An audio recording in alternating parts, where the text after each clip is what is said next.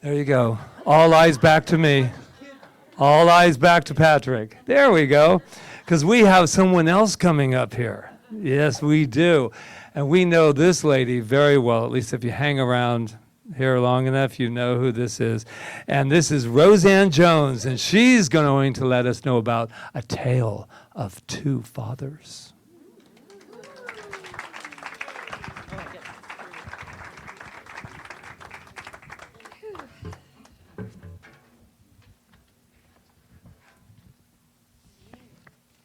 Hi, y'all. On June 7th, 1967, I was 18 and had just finished my first year of college. That day, my father died of a heart attack. Many relatives and friends attended the wake at the funeral home, and a stranger approached me. He introduced himself to me, and he said, "You know, I'm so sorry about your father's death, and I want to tell you something." And he looked me directly into my eyes, and he said, "Your father was the finest man I have ever known." As tears filled my eyes, I said, "Thank you." And as I walked away, I thought, you don't know what happens behind closed doors. I had a big secret. I didn't love my father. I was glad that my father was dead. He was out of my life. And then I felt huge guilt. A daughter should love her father. What's wrong with me? Am I not capable of love? Was I unlovable? I always remember being afraid of my father. He spoke loudly and sometimes pounded the kitchen table when he talked about politics or told a story. My mother was very shy and fear-filled. She was passive and he was aggressive. He ruled the family with his emotions. The rest of us stuffed ours. My father never hit me. He never touched me. His intense glares were enough to instill fear. He criticized all three of his children, but he never physically abused us. We were more afraid when we'd wake up in the middle of the night and hear our parents arguing. He was shouting, she was begging him to stop. This is behind a closed bedroom door, but we heard it many times. His rages were not frequent, but they seemed to erupt from him every month or two, like a violent thunderstorm that would explode for an hour or two and then subside. We never knew what might set off that thundering storm. My father was actually two people. The explosive father, the one we were afraid of. And then to the outside world, he was the warm and friendly man and who helped others, ran to people in need and always helped them. We lived in the Detroit area, and after World War II, there were hundreds of DPs, displaced persons, from Eastern Europe. Many of them were of Jewish heritage.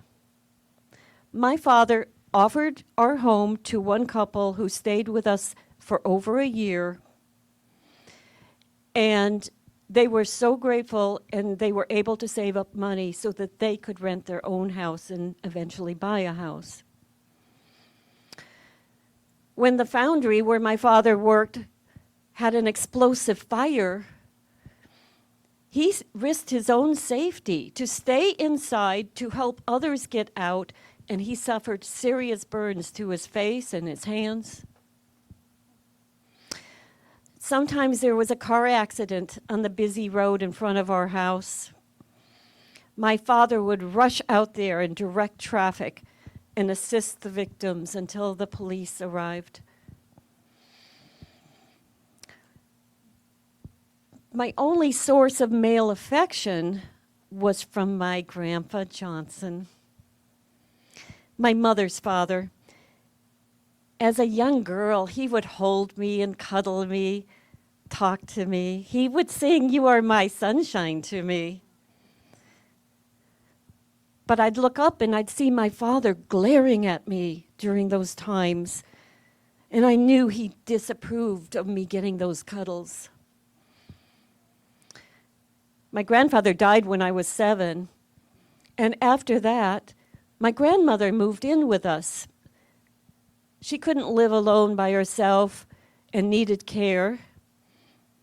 My father welcomed her into her home, and for 7 years that she lived with us, he never expressed resentment against her. My mother faithfully took care of her, but none of my mother's 9 siblings ever offered their home to take care of her. Many years after my father died, I opened my heart to my mother. I said, "Did you know Dad never touched me?" Mom was so relieved. "Oh, I'm so glad." I said, "No, Mom, you don't understand. He never hit me, but he never hugged me. He never patted me. He never gave me any affection." She then revealed to me that, yeah, he hit her. He left bruises, but he made sure the bruises never would show in public. Once he threatened her with a gun, saying he could blow her brains out. I said, "Oh, Mom, why did you stay with him?" She said if she left with the children, he would follow us and kill us all. And she believed him. Is it any surprise that my father's death represented freedom to me? Freedom from fear of his temper and his assault of our mother.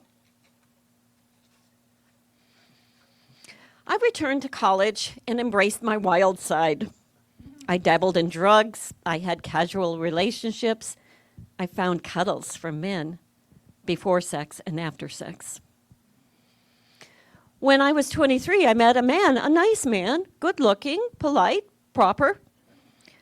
After several months, he pressed me to marry.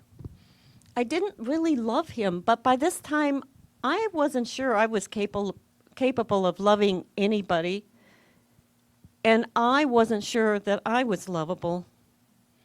I was the woman who never grieved at her father's funeral. We married, moved to Denver, and in 1973, our daughter, Catherine, was born.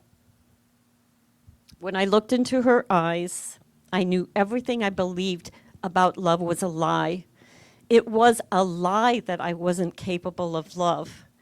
Waves of love emotions overwhelmed me as I held that baby daughter in my arms. And I knew my baby needed an emotionally healthy mother, so I soon sought out professional counseling. 3 years later, our son was born, and my love soared. And a year later, I made the first real decision of my life, the hardest decision ever. I divorced my husband, who I did not love. More professional counseling followed, which included, how can I reconcile these memories of my father? Since I never knew him as an adult, I couldn't ask him, "Why were you violent with our mother? Why did your temper explode violently? Why couldn't you show us any love or affection?" Remember how grateful my mother was that my father never touched me? Wasn't that odd? She revealed another dreadful story. My dear Grandpa Johnson, the sweet one who sang to me and held me. This devoutly religious farmer raped my mother when she was 16. He sexually abused her and possibly his other daughters. Grandpa was the only affectionate man in my young life, and through my innocent eyes, I thought my dad was glaring at me. Now I know my father was sending him a message, Don't you dare touch my daughter the way you touched your own daughter. Over 5 decades later, I recognize that many of my best qualities are those I learned from my father. His curiosity about people and other cultures and the world itself, and his quick wit, and his actions to serve those in need. And then I think of that stranger at my father's funeral who told me, "Your father was the finest man I have ever known." My confusion about my father's dual natures has had an impact on me my whole life. To the outside world, he was the friendly, outgoing, take-charge person for anyone in need. But at home, he was the father who dominated us with fear and his explosions of anger. My grandfather's sexual abuse of my mother has effects that linger through generations. It is common that a girl experiencing incest from her father turns into a fear-filled, passive woman who marries a man who abuses her. As her children, we absorbed her fears. My journey from fear and distrust to love and acceptance has been a long one. Had my father lived, could I have had a relationship with him that included forgiveness? I can't answer that. I don't know. I do know that my father had a mental illness, which included this explosive temper and abuse of my mother. I couldn't mourn at his funeral, but that didn't mean I was unlovable or not capable of loving. And now I accept and understand that stranger's words when he told me my father was one of the finest men he had ever known. Thank you.